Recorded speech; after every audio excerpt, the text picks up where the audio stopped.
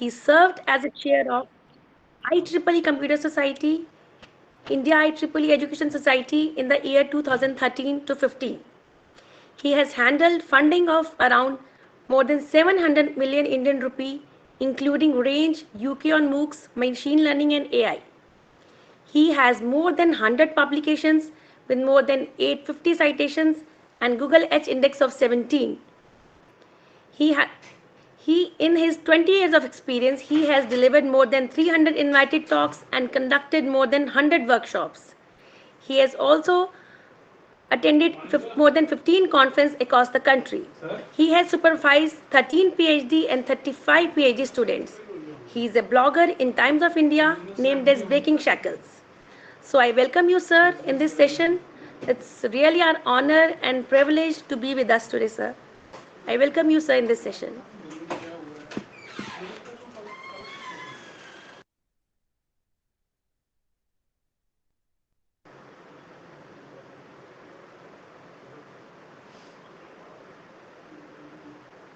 Sir, your mic is muted.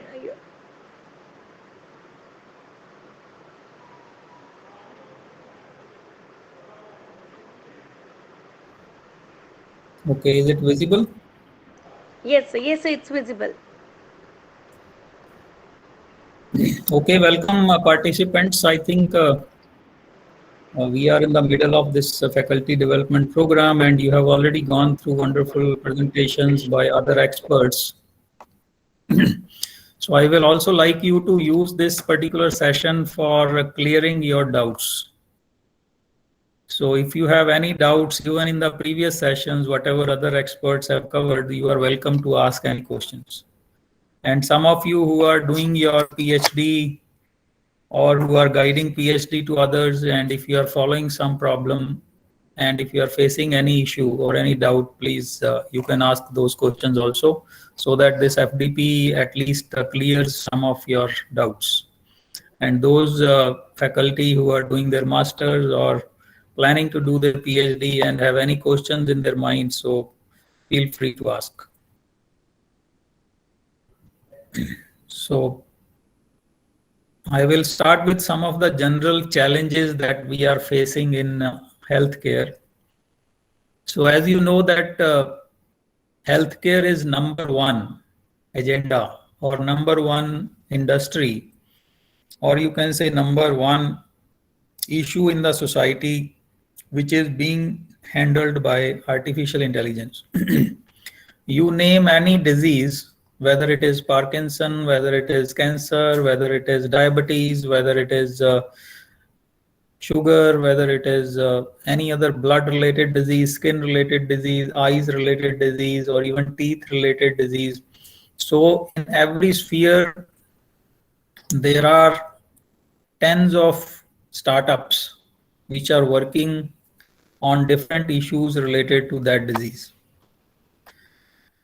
So one of the fundamental things that artificial intelligence is doing or can do, or means we should be worried about or careful about, is that if we can use artificial intelligence in healthcare so that people can avoid hospitalization and prevent the disease.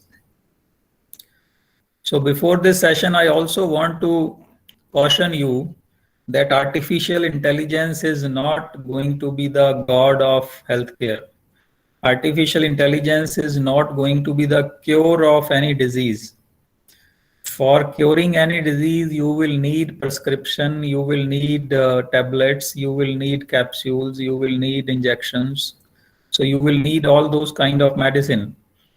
So don't consider that with artificial intelligence, human being is going to be perfectly healthy. Artificial intelligence is intervening in 3 stages of healthcare. So one is preventing the disease. That means giving you some early warning about the disease. So that is the one major thing in which the most of the startups or healthcare industry is working about. For example, Microsoft has done a very fundamental research and spent a large amount of money, which is known as diabetic retinopathy. So where means they have done experiments on the data sets which are from India. They have used this Shankar Netralaya, which is in South India. So they have taken data from the patients which go there, and they have done experiments. They have trained their AI model, and they were able to find out some diseases even a year before or few months before, which were related to the diabetic thing. And there were also some new insights into their data sets when they were doing experimentation. They were also able to relate their images, doing some classification with the occurrence of heart related events. So what is happening is that with artificial intelligence, one is that we are able to confirm the existing theories of medical science. Another is that artificial intelligence is also throwing some new insights which have never been known to medical science. So that is another magic that is happening. So these two things are happening.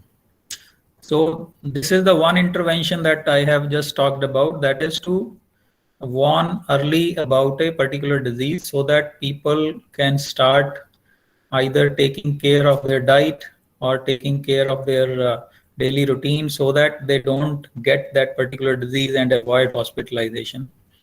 Second is once means you go to the hospital or you go to a test lab. So there is a lot of hassles and lot of issues in getting some tests done. So whether you are going for a physiology test, whether you are going for a X-ray, whether you are going for a MRI scan or any other radiology test.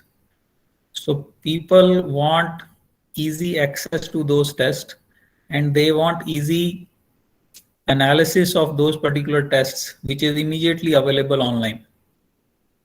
So you may have seen some early applications where now through some online portals, you can check your eyesight online. So you don't need to go anywhere. You don't need to sit in front of a machine. You don't need to put your eyes there. So similarly, now you see that the next level of lab tests happening.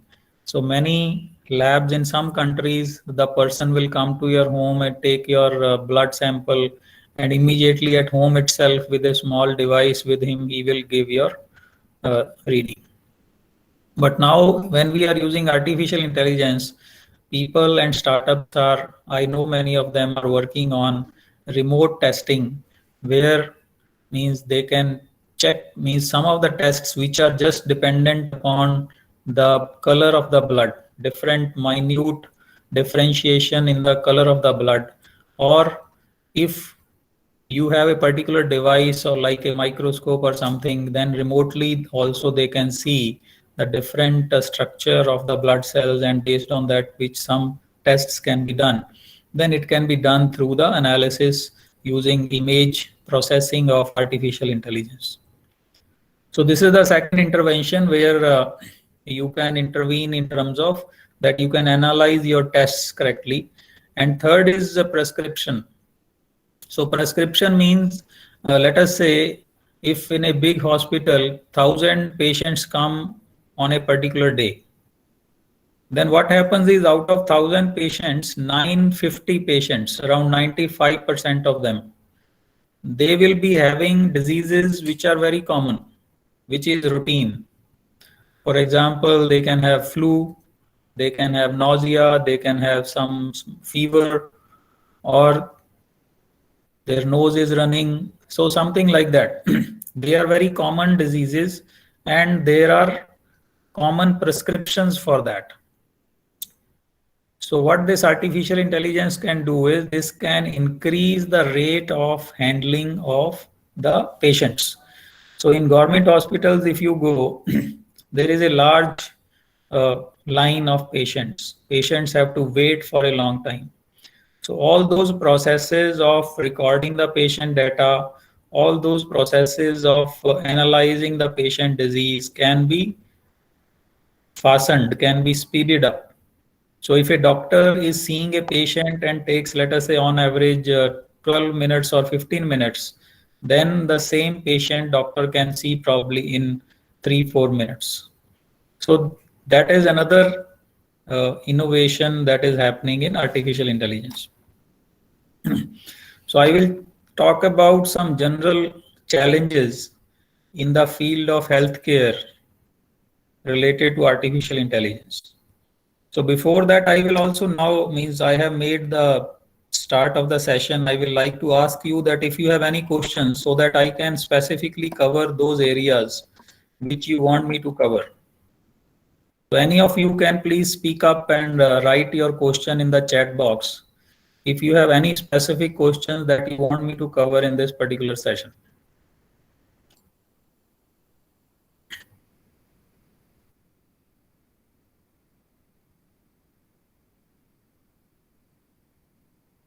So asking the questions is very important in any interaction, means you are all doing this faculty development program for some reason.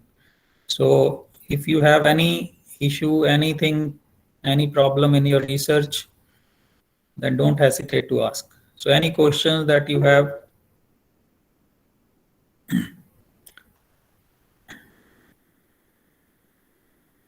Okay, Dr. Rashi Agrawal is saying healthcare data analytics, data sets, etc. So I'm not sure what is the question. So this looks like just few words. So what specifically you want to know? Yeah, all other people also please either unmute yourself. You can tell me your question, or you can write on the chat box. I have a question. Can I ask? Yeah, Suparva. Yeah, please go ahead. Suparva Patnaik. When we talk about doing some experimentation in the healthcare domain by using some artificial neural network model or any machine learning model, and the first requirement is the ethical approval. Your voice has gone. What is the process towards it?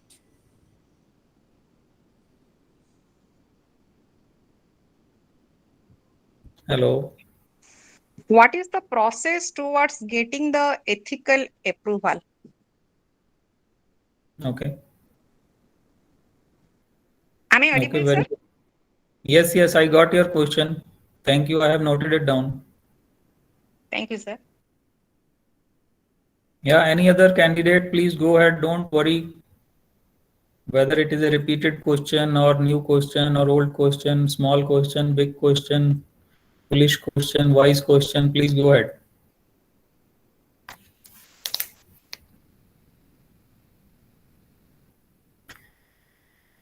Okay, Dr. Rashi Agrawal's question is to know about the data sets which are available. So there is a lot of difference now in this particular field as compared to even 5 years back. So 5 years back, there were only few data sets that I could have counted on my fingertips, which were publicly available. But now I can have access to around 500 plus data sets on different diseases. So many companies are making their data sets public because of the simple reason that it is helping them in getting more innovative research from crowdfunding or from general public. So there is no single source or single website where you can find all the publicly available data sets.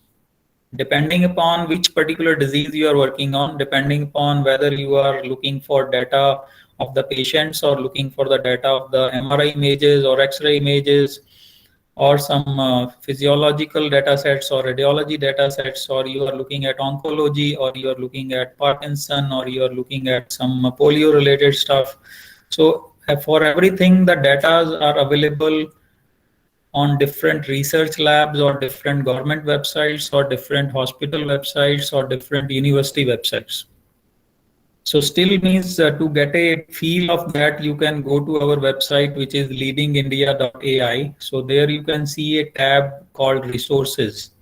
So in the resources tab, you will see some links of online courses related to artificial intelligence, some online data sets related to artificial intelligence, then some of the experts.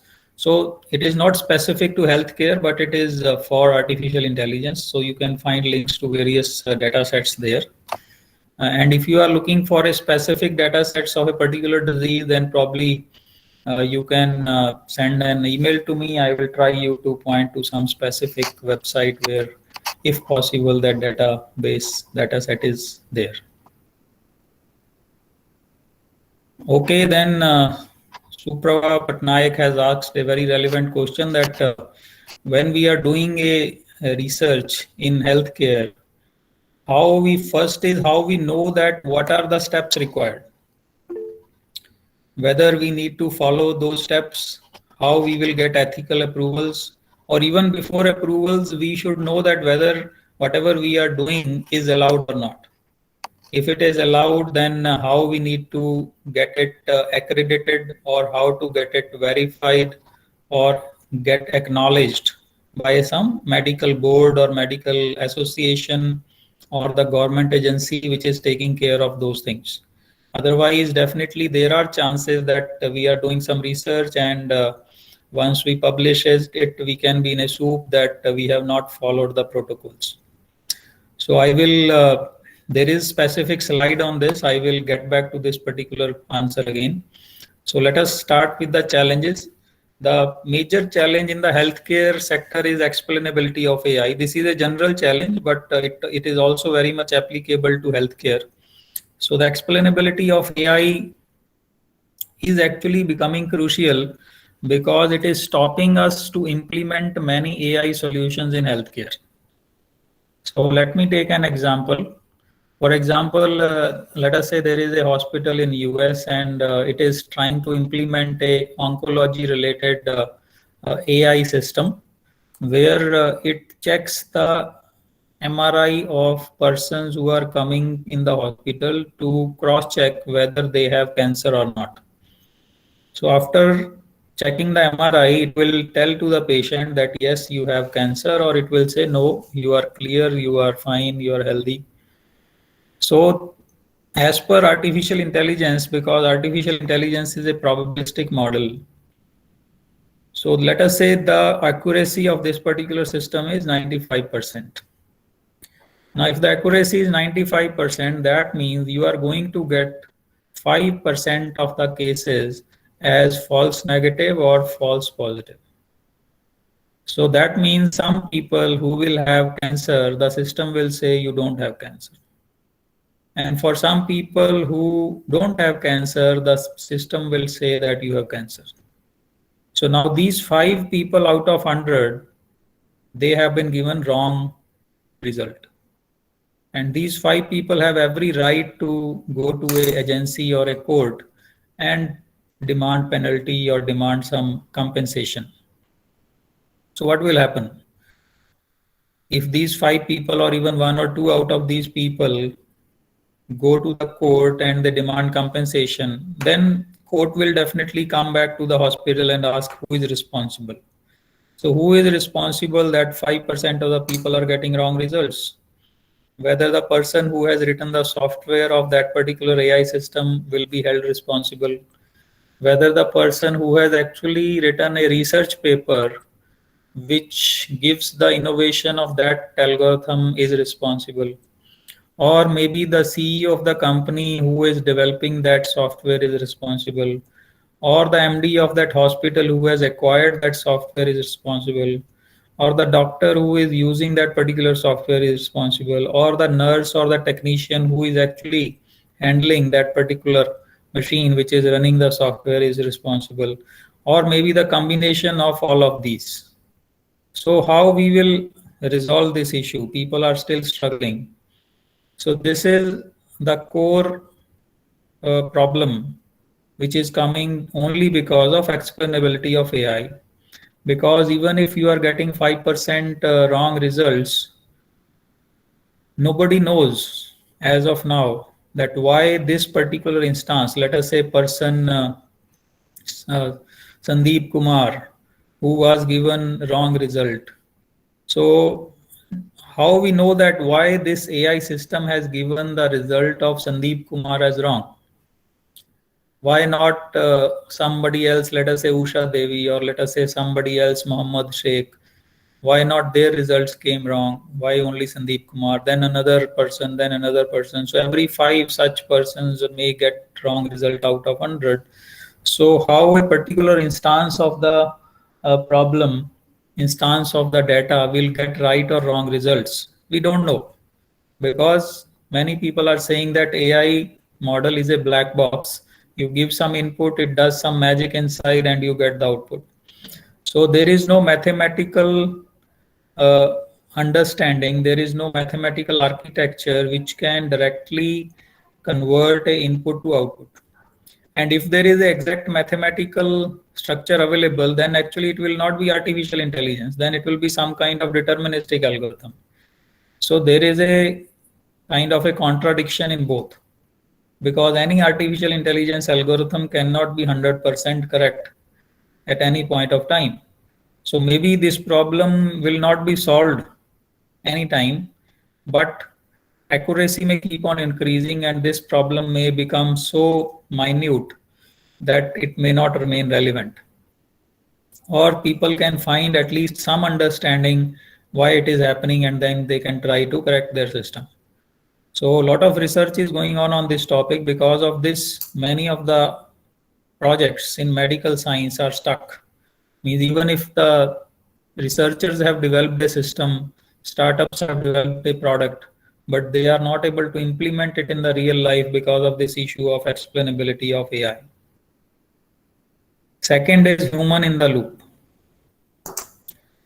So human in the loop is also very important, and it is also relevant to healthcare. So human in the loop is that you cannot make a system which is so automated, which is kind of 100% automated, and there is no human intervention required. The reason is because of the health critical systems or life critical systems, that artificial intelligence can take some decision which can even take the life of a human being. Let us say if you are employing a healthcare artificial intelligence system in the remote surgery, or you are employing artificial intelligence system in giving some nuclear medicine depending upon some disease, then it cannot be left on its own to decide how much medicine to give, where to give, what prescription to write. There has to be a human in the loop who finally says yes or no, who finally okays the prescription given by artificial intelligence. So this is the meaning of human in the loop. It is very important that we cannot let artificial intelligence rule the human race. We cannot let artificial intelligence become superior to human race. For that, it is very important that any artificial intelligence system in the world is actually ruled by a human being. So this is a very thought after strategy and very important for healthcare as well as the human race. Then we have data dependency. So data dependency is also very much important in healthcare. That whole of the healthcare system, whole of these AI models, whatever we are doing, they are data dependent.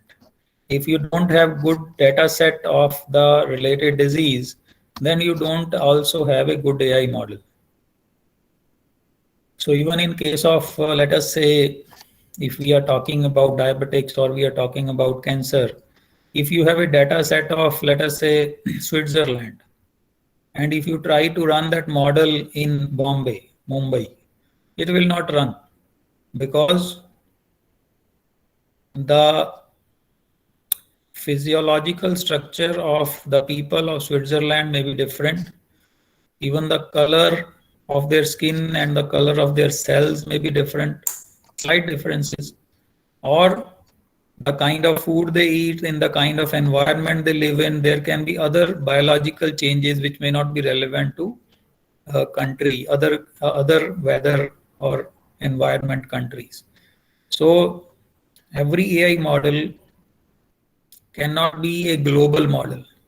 It is very much dependent upon data, and data can be biased also. For example, let us say you are working on cancer. and you are taking data from a particular district of Punjab, which is known as the cancer hub or cancer hotbed. If you try to use that data in, let us say, Manipur or in some other northeastern states, it will not work out, because the data you have taken is very much biased, because the cancer in one of the districts of Punjab may be due to water quality, or maybe due to soil corruption of the soil, or malnutrition in the soil, or some other elements. So data is dependent upon many factors. So there can be bias in the data also during collection. Maybe the data has been only collected from particular age group. Maybe the data has been only collected from particular community. Maybe the data has been only collected from particular economic class of people. So this data dependency is again a very big challenge in artificial intelligence. So let us see if you have some questions.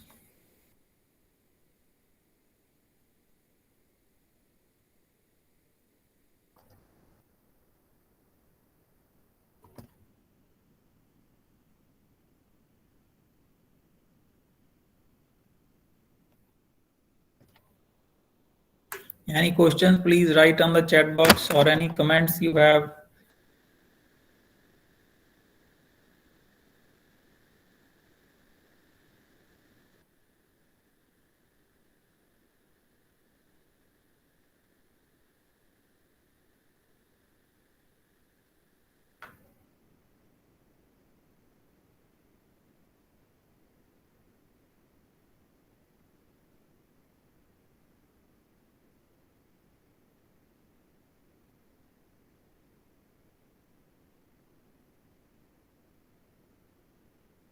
Okay, Mahak Mengi is asking, is it applicable to mental health care if we consider the data of other countries?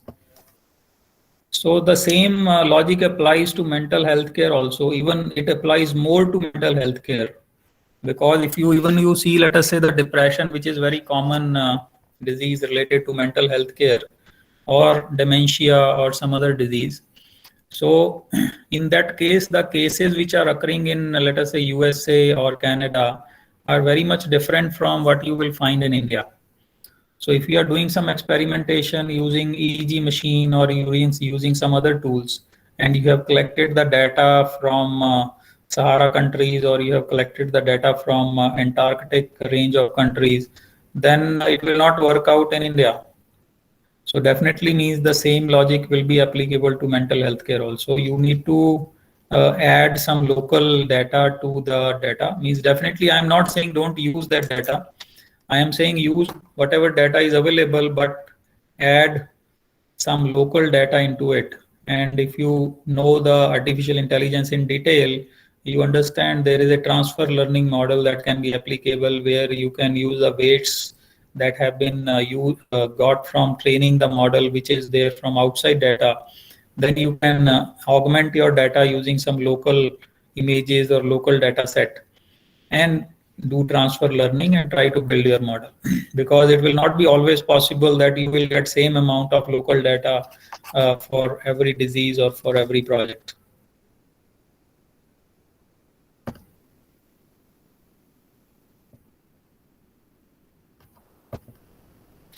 Okay, I think all candidates at least should ask one question.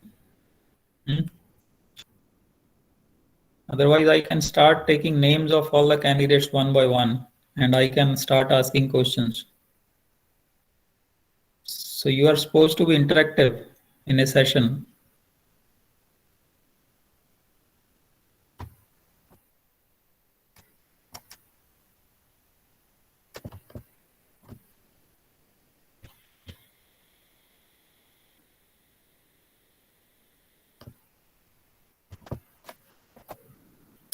Okay, let us come to other challenges. So we have already talked about the probabilistic nature of AI. So similarly fashion, it applies to healthcare, that like I already said, that you cannot get a 100% correct AI system. If somebody says that I have a system, AI system, which is working 100% right, then you can simply say to that person that your system is not AI or you are kind of lying. It cannot be 100% correct. If it is 100% correct, then it is a normal traditional system which is using some deterministic algorithms. So the carbon footprint of GPUs is also important from the health point of view, because many people think that due to artificial intelligence, we can do so much of analysis and we can help in reducing the climate change problems. That is fine. We can do some analysis using drones and we can find out how the climate change is impacting every region of the world. But there is another side of the story also, that most of the artificial intelligence models are being run on GPUs, that is general purpose computers, general purpose units or processors, you can say. So they consume a very high amount of power. They consume a very high amount of energy. And you can see a lot of large data centers are coming up by large multinational companies, whether it is Google or Amazon or Microsoft or Nvidia. So they are consuming hell lot of power.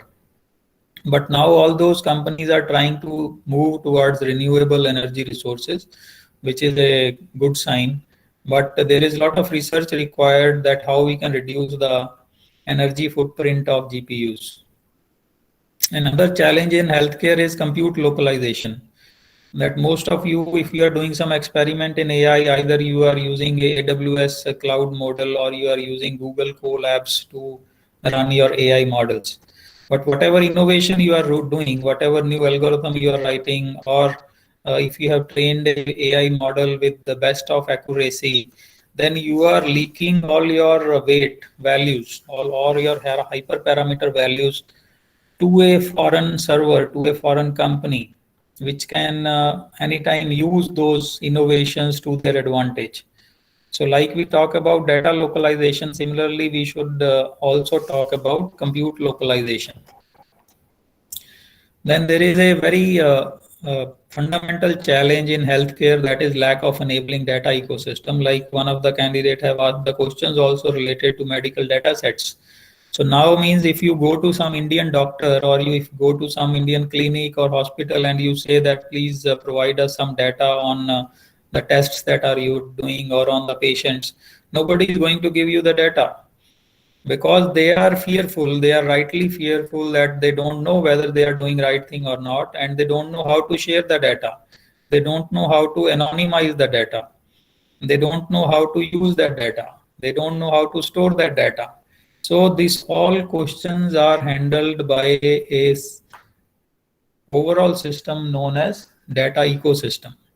So this data ecosystem also consists of a data pipeline. So now government of India have started talking about this data pipeline, which can be built for the Indian ecosystem. So this data ecosystem is very important. Once you have this data ecosystem, then there will be some central repository where all that data will be stored, and it can be easily passed on to different scientific labs, to some researchers who want to use that data. And there will be complete log that who is using that data and complete privacy. And all this data will be anonymized. So it will not be known that if you are using some MRI, you will not know that whether this MRI is of some Rajkumar or some other person, right? So as of now, there is no data ecosystem. So that is a very big challenge in improving the research in AI healthcare. And low intensity of core research and transforming it into market applications. So all the people in India who are trying to get themselves skilled in healthcare in AI, they are just usually doing some FDPs, they are just doing some small AI models. They are not into core research. They are not hardcore researchers. So this is very much hitting the interests of the country. So this is also a big challenge in healthcare in AI. And inadequate availability of expertise, manpower, and skilling opportunities. So that is a general challenge which all of us are facing. So a lot of specific training is required to train people how to handle images in healthcare, because let us say in radiology, the image size may be 100 MB image of MRI may be there. So how to use that large size of images for your experimentation? You will need maybe terabytes of storage. You will need the supercomputer systems if you want to execute those kind of images. So all this medium, small and micro scale enterprises who are involved in healthcare business, so they don't know how to adopt AI in their business processes, and there are unclear privacy regulations. That is why many people are not jumping into this healthcare business for implementing the technology or implementing the artificial intelligence. And there is unattractive intellectual property regime to incentivize research and adoption of AI. So many people, for the same reason, are not working on artificial intelligence applications. So there are 5 focus areas of Indian government for AI also, and the number 1 is healthcare. So you should be happy about it that government of India is also giving equal importance to healthcare in AI. So now let us come to one of the questions asked by one of the candidates, that new standards for testing health AI.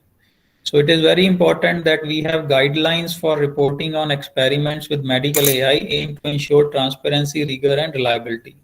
So there were 2 startups in US, Spirit AI and Consort AI, maybe you can check it online also, are designed to improve the quality of clinical trials for AI-based interventions. So what happens is that researchers, they ask that what is the use of artificial intelligence experiment that I am doing. Somebody will ask that what was the version of the algorithm. So you need to maintain version. There can be hundreds of different versions of the algorithms. So you need to keep complete track of all the versions that you are using for different applications, where your input data is coming from. So let us say if there is a lawsuit or there is a court case, once you have launched your product, so you should have complete record of the input data, from where it is coming and how the model would contribute to doctor decision.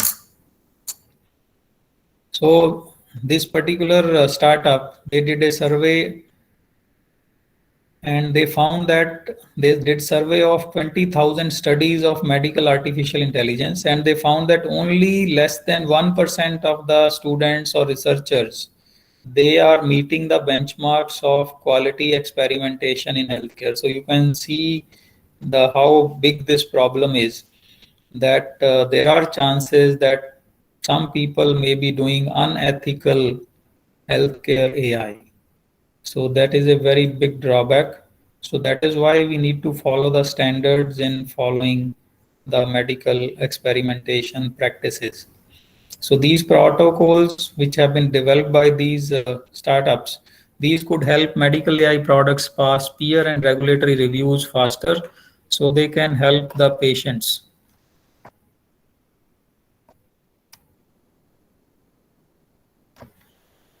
Okay, so let me know if you have any more questions. So Mahmood Ali is asking, can you explore probabilistic nature with respect to psychology? I don't understand. What is the question, Mahmood? Can you once unmute yourself and speak up?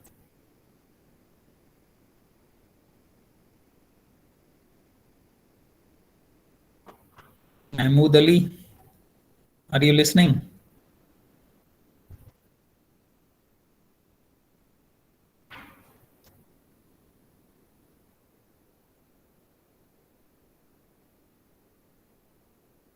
I think he has left. He's not in the meeting. Okay.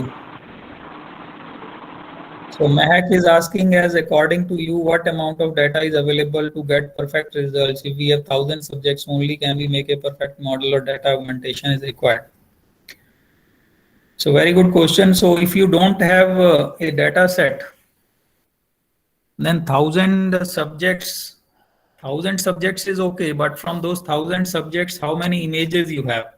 You can have even 1 million images from 1,000 subjects, depending on the disease. For example, if you are talking of skin disease, you can take even 10 different images of different body skins of single person, right? And if you have 1,000 subjects, then it comes to 10,000 into 10, maybe 1 lakh or 10,000. right? So it depends means what you are trying to do. So 1,000 subjects is completely fine. But if you are only taking one sample from one person, then 1,000 samples may not be enough, because healthcare is a critical area. So you will like to have double, triple kind of verification and want to make a very robust system. So many of the hospitals which are working now in collaboration with Google or Microsoft, in some cases they have up to 1 million records also to perfect their artificial intelligence model.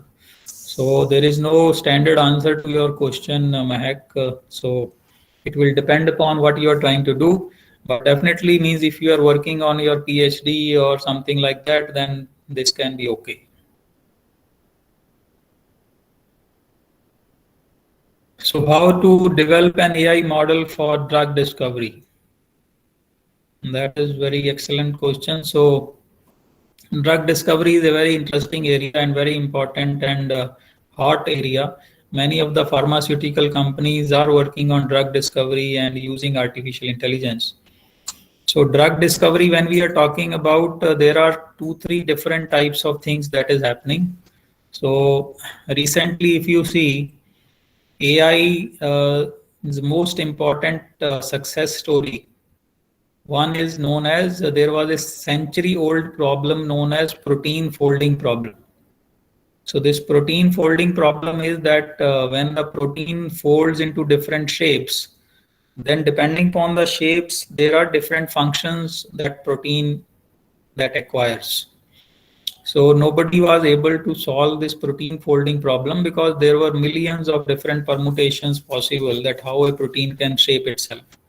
But recently this DeepMind, they have solved this protein folding problem using artificial intelligence and using supercomputers. So this was reported very widely in all the channels and everywhere. You can also search protein folding on Google, you will get a lot of things. So one is this protein folding has a very important implications for drug discovery. Second is that if you are relating it with genomics and DNA sequences, in that case, you are working on that, let us say people working on coronavirus or people working on SARS virus or people working on dengue virus or Nipah virus. So they will try to compare a patient's DNA sequence or genomic sequence with the other sequences, and they will try to find out what are the changes in the genome or DNA. And based on that, which particular markers in DNA or genomic sequence are being affected, they will look for a drug for that. And another AI intervention in drug discovery is that previously people used to say that drug will take around 10 years to discover, because the reason is that people used to experiment with different versions of different, let us say, combinations of molecules or combinations of chemicals or drugs, you say, which will be useful for curing that disease. But now what is happening is, with the help of artificial intelligence, people are able to shorten that life cycle of drug discovery. So instead of experimenting on, let us say, 10,000 different options, they can only experiment on 10 or 20 of those options, which have been selectively chosen by artificial intelligence, which can be more suitable solution for that. So that is, I think, answer to your question, Stanzin, how to develop an AI model for drug discovery. Okay, then again, one more question from Mahak. If there is a lot of heterogeneity in data, how to overcome them as it leads to poor results? So definitely means if there is a lot of heterogeneity in data, that one means is that it indicates that there are a lot of classes in your data. So if your data has, let us say, 20 classes, then 1,000 records will not help. 1,000 records may be fine if you have only 2 classes, where you have 500 records of one classification, 500 of other classification. If you have 20 classification, then you will need at least maybe 20,000, 50,000 records. So that is what I mean, that if you have more heterogeneity, then you need more data. If you can unmute yourself and tell me what specific problem you are working on, then I can answer it more specifically. A very good morning, sir. Yeah. Sir, if we talk about autism, so there is only one portal which where the open source data set is available, like a BITE data set, we can say. So the data set only contains of, we can say, 1,000 images, MRI images, like we can say autistic patients and normal. So mainly it is basically a collaboration of different universities, like we can say, like outside India. So there is a heterogeneity in data here. So as you said that if there is a lot of heterogeneity in data, so it always lead to poor results. So we need more data. But actually, if the data is less, then what we can do? Yeah, you can't do means much for that. You have to collect more data.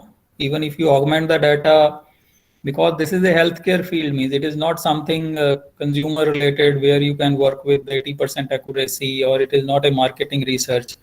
It is a healthcare project, so it has to be very precise, and you have to go as close as possible. So there is no other option, means to get better quality data. Okay, sir. Yeah. Thank you. Yes, any other candidate, please? Any questions you have?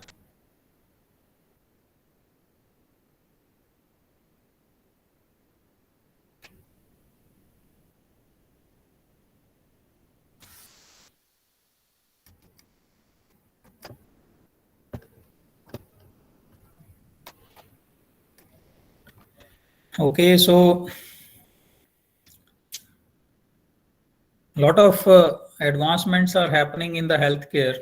So one of the another milestone that have recently happened is that US government has largest national health insurance plan in the world. So recently what they have done, they have done one fundamental change is that if any AI system which are kind of approved, they recognize through mobile app a medical problem in the patient, then that recognition is also suitable for getting the insurance from the government plan, right? So the Center for Medicare and Medicaid Services has agreed to reimburse the hospitals for use of the VizLVO, a smartphone app that spots signs of stroke, so patients can receive time critical treatment. So this is very important that hospital can use, patients can use this particular mobile app, right? So VizLVO classifies the blood vessels in CT scan of the brain with 90% accuracy. So when it identifies a potential stroke victim, it automatically notifies a specialist to review the case, bypassing the usual radiologist review. So this is what I was initially talking, that the whole concept of artificial intelligence is to reduce the bottlenecks in medical healthcare, to reduce the time a patient starts receiving the critical healthcare attention. So that is what is happening here, that a very important progress overall, because now maybe other countries in the world also will slowly start recognizing that if a artificial intelligence system is recognizing a problem in your test analysis or a scan, or by some remote observation, then it can also come under the insurance scheme. So I'm just giving you some clue that how the overall healthcare field is kind of progressing. Then you see a prosthetic leg that learns from the user's motion could help amputees walk more naturally. So generally means most of the projects that here in India also, even some IITs are doing, or our university is also doing, that when you start making that how you can help a blind person to walk, or how you can help a person with some specific disability to walk. So generally means you make a stick and you install some sensor camera on it and try to develop some AI based application using the image processing. But this particular University of Utah has designed a robotic leg that uses machine learning to generate a human-like stride. So they are not using any camera. That is very important. So it helps the wearer to step over obstacles in a natural way. So rather than trying to recognize obstacles in the user's path, the prosthesis relies on cues from the user's body. Means how you are moving your body. If you are, if there is a stone ahead of you, or if there is an obstacle ahead of you, or if there is a water ahead of you, then automatically your legs start responding to that, or your knees, or your hips, or your feet starts responding accordingly, and it automatically records those sensory changes in your body. And this feed data 1,000 times per second into a processing unit located in the unit scarf. So there is no equipment outside the body, everything is inside the body, so that the user does not get any issue while wearing that particular accessory. So for instance, the way user rotates their hip might tell the leg to tuck its knee to avoid tipping over an obstacle. So this is again means we are going to have artificial intelligence at next level. Yes, any question? If anybody wants to discuss, if you are working on a medical project or some data set and you want to share with other participants. See, in all my sessions, I keep half of my time for question answers. Otherwise, if you don't ask questions, then I will finish early. So.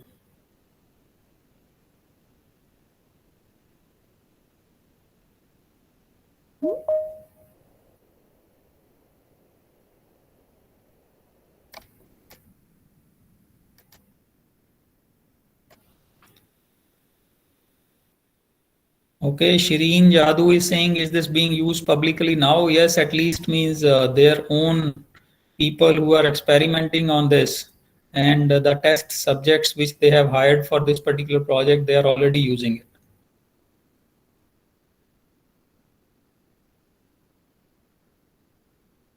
So I'm not sure whether it is there in the market for general public, or maybe they are going to launch it.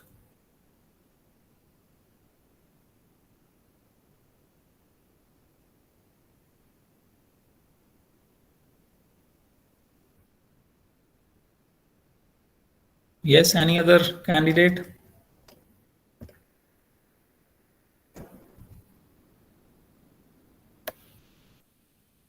Okay, Ritesh Rana is asking, what about the healthcare data security? So security is very much important, a very right question raised by Ritesh.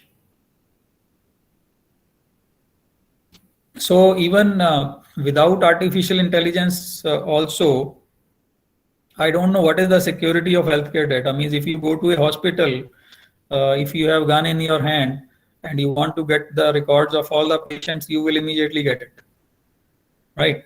So if you go to a doctor, there is no security currently also without artificial intelligence for any data related to healthcare on the doctor's personal computer or in a hospital. So we have never seen any security mechanism around healthcare because maybe it was not needed also. But definitely means when we are now working on all online data sources, then a lot of emphasis has to be given to data security. But one thing is that 90% of the people who are doing research on healthcare, they are using publicly available data. So if the data is publicly available, then it is always already public. So there is nothing to worry about the security of that data. But then when you come to, like you are saying, genome data, or you are talking of some other kind of data, then definitely the security will be important. So this, when the data is online or it is stored on a physical device or on a RAM, so it is as good as any other data. So when it is as good as any other data, then all the security apparatus that applies on any other digital data applies to your healthcare data also. So for example, when you have these rules of data protection rules, GDPR rules, or you have other rules of security, or you have encryption algorithms of security. So when you are communicating your data from one place to another place, so that will also apply on that, right? So security specifically to healthcare means as of now means we don't have a encryption algorithm which is specifically for genomes, which is specifically for DNA. So all the existing algorithms of security applies to healthcare also, and definitely means the more critical research any research lab is doing, more important research any company is doing, more they are taking care of their security. They are using better encryption algorithms. They are investing more in security. They are doing all compliances related to security. So that's what I wanted to say. But there is a scope of doing specific research in healthcare security because this field is going to grow very large, and even small enterprises, small hospitals, small clinics, they will also be required to take care of the security part. So this field will definitely grow.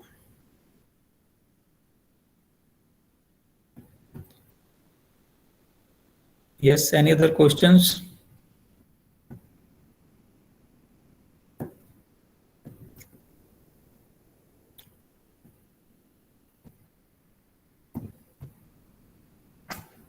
Go ahead.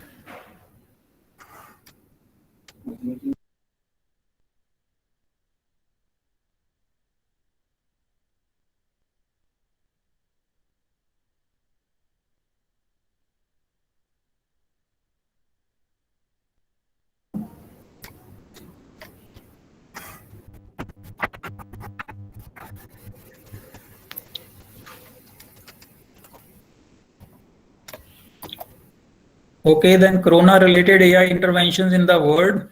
So there is a InfraVision company which trained a computer vision system to detect signs of pneumonia on lung tissue shown in CT scan, helping to alleviate a shortage of human technicians typically needed to interpret this data. So this is again related to the interpretation of the CT scan, which is again a radiological test related to corona infection. So this is a Chinese company. These all are Chinese companies, municipalities using natural language processing from Yidu Cloud. So this is again a cloud in China to parse information from healthcare systems, helping them track and predict the virus spread. So many municipalities are using this particular kind of technology to track and predict the spread of the virus. Then there is one province in China which is using mining lamp technologies, machine learning platform to trace people who have come in contact with COVID carriers. So they are also using this social media data that if somebody is talking about corona or somebody is making some comment about corona, then whether it is related to some infection around that person or something like that. An infrared sensor from Athena Security scans crowds for people running a fever. When it spots an overheated individual, it uses face identification to log their identity and status in the cloud. So what they do is, let us say, in a railway station in India, you cannot check individual temperature of each person because there are so many people coming in parallel. So this is a crowd security solution that there may be some tower installed. So it will check the temperature of the whole crowd. And if there is some specific person who is having more temperature, then it will show that person's face in the camera and in the screen. And then if there are face recognition algorithms also available in that country, then it can also shout the name of that person, and then that person can come out of the crowd. So these kind of different solutions related to coronavirus are available and already being implemented in some countries while being developed in other countries for implementation.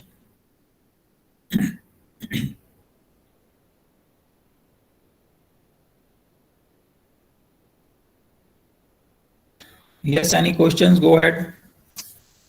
Only 4 or 5 people out of 50 are asking some question.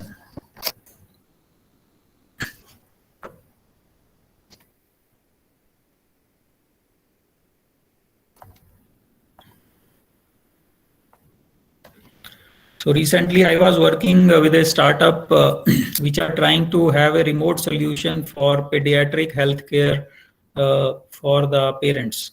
So what happens is that now all the parents who are young parents and who have, let us say, one baby, so Now they don't stay in a joint family, most of them. So they are having no experience of handling even the very minor and routine problems of health in the baby. Maybe a baby is having a running nose, or baby is having some loose motion, or he is having some other small issues. So which were generally handled in the house previously by the elders, giving some solutions, right? But now this is a startup which is working on the same concept, that for all these very minor issues, the parents don't need to rush to the doctor, and they can do a video analysis, and they can do some prescription on the spot, and the parents are saved from the hassles of taking that baby out in the to a doctor in the day, or maybe there may be some other issues. They may be in the office, or they may be somewhere else. So all those issues can be resolved. So another very good application, which is known as a Suki application. So you know that doctors are overwhelmed by clerical work. And if you talk to a doctor, or if you sit with a doctor for a whole day, you will see that 70% of the doctor's time is spent in writing or recording or doing some work which is other than checking the patient. So healthcare savvy voice assistants are picking up this work. So they have made a healthcare voice assistant where doctors generate lots of vital information while examining a patient. For example, you have this Alexa device where you can say, hello Alexa, run this song for me. Hello Alexa, what is the time? So similarly here, this Alexa, or this known as Suki, is for the doctor. So doctor will say, hello Suki, the patient is running a fever and has fluid in their lungs. So Suki, what the Suki will do, it will record this information in the patient record data. Or the doctor will say, hello Suki, show me the patient prescription. Then it will immediately speak up that this is the previous week prescription given by you to the patient. Or doctor will say, hello Suki, I have examined the patient. Then Suki will generate the bill for the patient and all those things. So as per the survey, the doctors who are using Suki now, they are spending 70% less time doing clerical work, and Suki is deployed in the health network known as Ascension. And these are the kind of hospital chains where already this particular system has been deployed. So I have shown you different applications of natural language processing, of audio data, of video data, of image data. So there are applications related to all these verticals relevant to healthcare.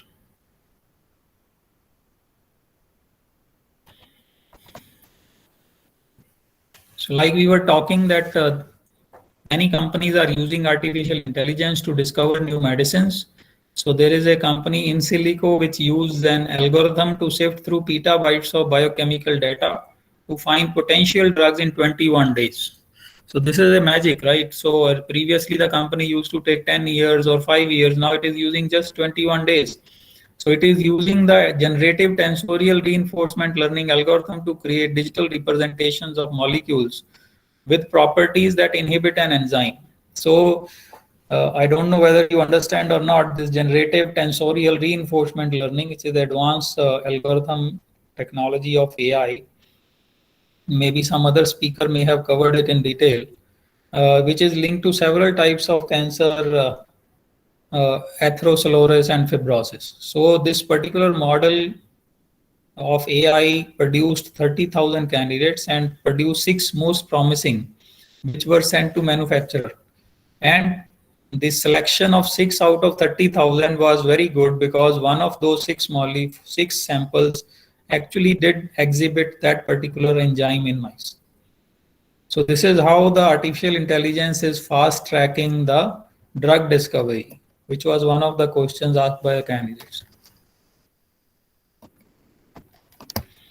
So this is a photo of NVIDIA DGX-1 V100 supercomputer in my lab. You can see the 8 Tesla GPUs in the photo. So otherwise it is just like a simple PC, but is equivalent to 40,000 simple machines that you have in your labs. So we were the first university and first lab in India to have this kind of supercomputer. So this is our national initiative on artificial intelligence known as leadingindia.ai. The complete title of the project is Making Deep Learning and AI Skills Mainstream in India to Fulfill Trilateral Needs of Entrepreneurship, Industry Academia Partnership, and Application Inspired Engineering Research. So this is a collaboration between Brunel University London, University College London, and NVIDIA, Royal Academy of Engineering UK, AWS, edX, AICT, Newton Bhabha Fund. And there are around 1,000 institutions in India who are collaborating with us in this particular consortium. So that's all from my side. So thank you very much. If you have any more questions, I am done.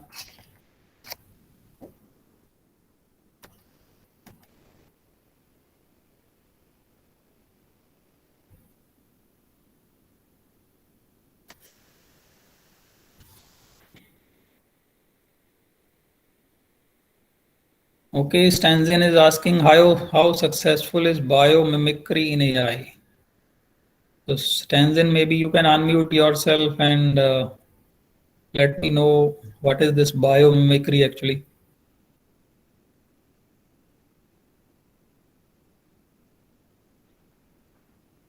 Yes, Stanzin.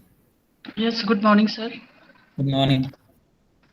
Sir, I mean to ask, biomimicry means we take a clue from the natural living organism and we try to take the clues and then put it into the development of AI, right?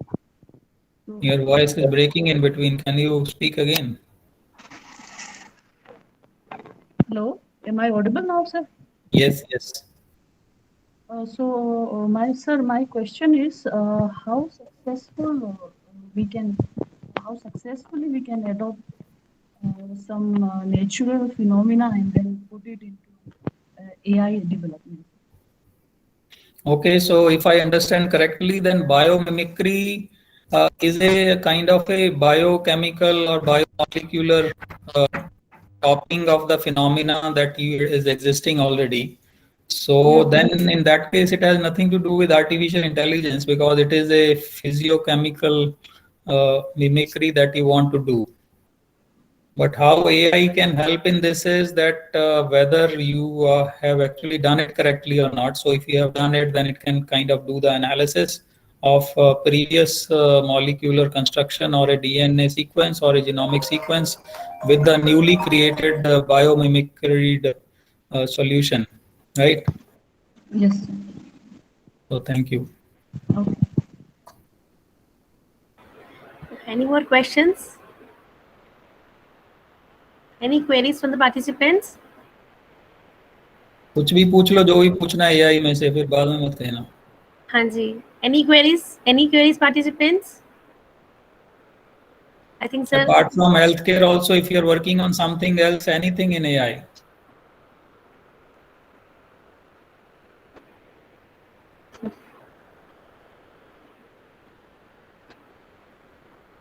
I think, sir, all are done now.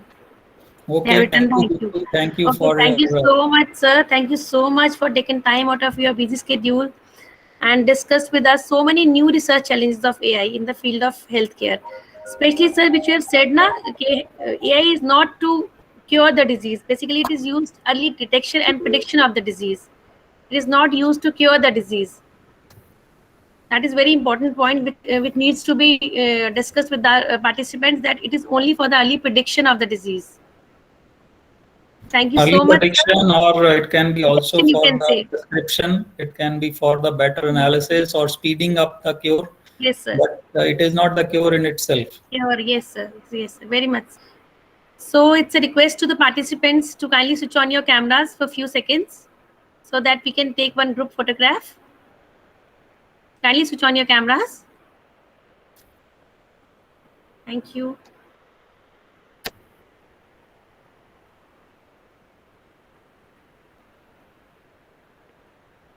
Thank you, sir. Thank you so much. Okay, goodbye. Okay, thank you, sir. So, dear participants, the next session will be at 12, from 12 to 1:30. The session will be taken over by Dr. Partha Pratim Roy from IIT Roorkee. So now there's a 1 hour break for you. Enjoy your break. Thank you. Thank you.